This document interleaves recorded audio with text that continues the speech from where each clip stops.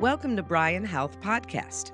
I'm Melanie Cole, and joining me today is Dr. Stacy Waldron. She's a licensed psychologist at Bryan Counseling Center, and she's here to help us and teach us how to avoid burnout in work and life.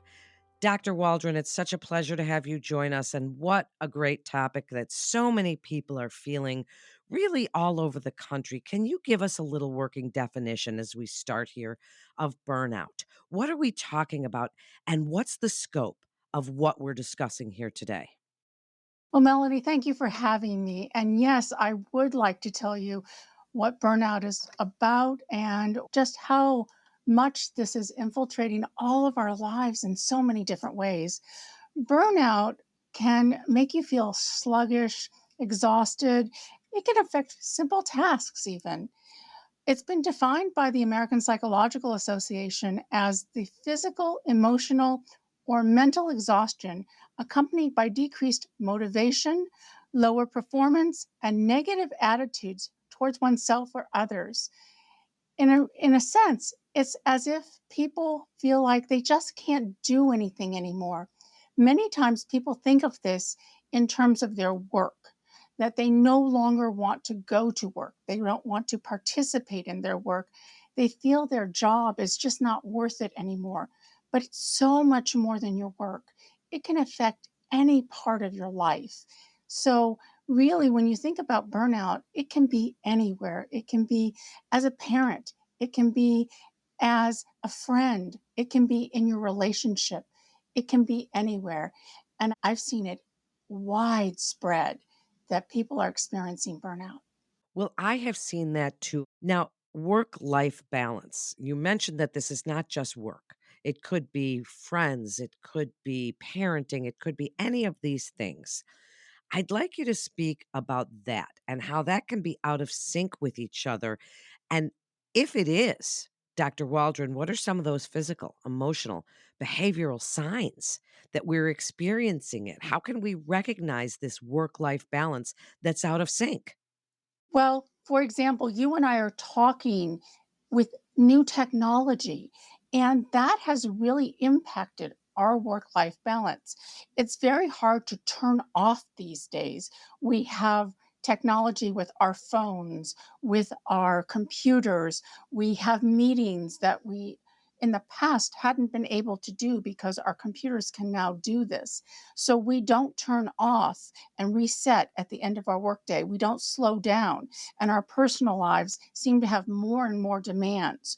So we may be having some physical signs that we don't necessarily recognize, we don't think about.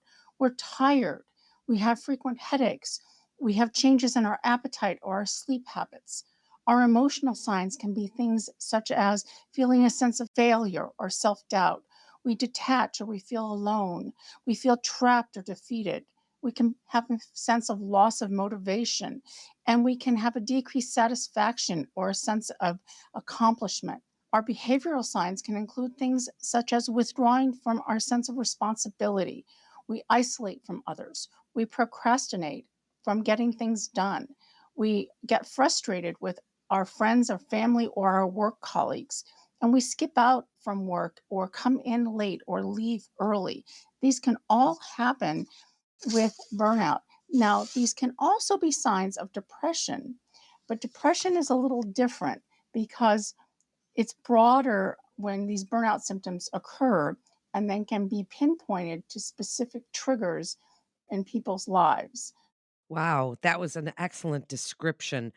So now that we can recognize these warning signs and we see it in ourselves or our loved ones, our partners, give us some tips for managing that. How do we re-find that spark, that love, that fire that we had for our job, for our families, for whatever it is? How can we find that again? Well, I like the fact that you pointed out we want to recognize warning signs. That's very important. So if you're feeling that there's no boundary between that personal and work life, such as you feel like you're going 100 miles an hour and it's impossible to slow down, even if now you're only going 85 miles an hour, but that's really super fast. That's a sign that maybe you're depleted, that your physical and emotional reserves are just not there. So that could be a first sign. And you're recognizing, whoa, I need to slow down. 65 miles an hour wouldn't be such a bad thing. You need to reach out for support. Focusing on day to day activities could give you clues about what you might need to make substantial changes in your life. Talking to a friend could help you feel that you have a different outlook on life. And letting your friends know that something just doesn't feel right, that can be a start. But also reaching out for professional help from a therapist. There is no shame in that. But in addition, it's a good thing to say, I'm going to ask someone for help that knows how to help me. We have very good and comfortable feelings about asking a physician when we have a sore throat or when we feel we have a fever. There's no question we'll go and ask for help in that regard. But when we're feeling that our life is out of balance, that there's something that's not right, going and talking to someone may be unfamiliar, but it is definitely something that can be just as helpful as going to a physician or a medical professional when you're feeling a little under the weather or having a sore throat. So, in my mind, those are equal. Some other things are simply improving self care. And those are things I love to call a personal check in into your schedule. How am I doing emotionally? How am I doing physically? You can do that every single day, and it's a perfect first step. I'm so glad you brought up self care and that you brought up that it's okay to ask for help and to reach out for support. And that, yes, if we feel sick, we don't hesitate to go to our doctors. And so self care is so important. The things that we do and that negative self talk, because that contributes, right, Dr. Waldron? I think you've hit on a very important point that looking at ourselves through that negative lens means that we're not being true to ourselves. We're not being honest because we all need to take some time to do things to help be more positive. Say to ourselves, this is what's really going on. When we look at ourselves and see that negativity, we are feeling something that feels as if we cannot overcome it. If we looked at our friends, we would say, okay, I can see all of these wonderful characteristics. So many times when I'm helping a client or a patient take a look and take that step back, I'll say, talk to yourself as if you were a friend. How would you see yourself as a friend going through this situation? And so when you're taking that first step to improve your self care and do that personal check in, asking yourself, as a friend, how are you doing today? What do you see that's positive? Find one positive thing. Find that sense of gratitude about something today rather than, oh, your hair looks terrible, or oh, you could lose 5 pounds. Those are the negativities that we find by looking at our Facebook or our Snapchat or our Instagram and saying, I'm not good enough. You can be better than good enough because you're being honest with yourself.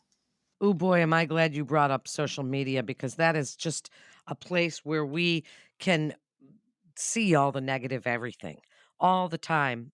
And I think it feeds into our own feelings of anxiety and dissatisfaction. So, Dr. Waldron, wrap it up for us and speak about the Bryan resources at Bryan Counseling Center and what services are available to people who think they may be experiencing burnout. If you think you're experiencing burnout, Brian, you can explore talking to a therapist, but you can start with a free mental health screening on our website. I recommend that if you're feeling just overwhelmed, if you're thinking that it would help you to talk to someone, absolutely, you can reach out and make an appointment with a counselor. There's no harm in taking that first step and saying, you know, I'm just wondering how I'm doing with this. Sort of like that annual physical you do with your physician, doing a check in and say, How am I doing? What could I do better? How could I be healthier for myself? And it is a really good thing to do. Start with that free mental health screening on the Bryan Counseling Center website. Such important information that you gave here today, Dr. Waldron, that we all really need to hear. Thank you again for joining us. For more information and to listen to more podcasts from our experts, please visit bryanhealth.org/podcasts. That concludes this episode of Bryan Health Podcast. I'm Melanie Cole. Thanks so much for joining us today.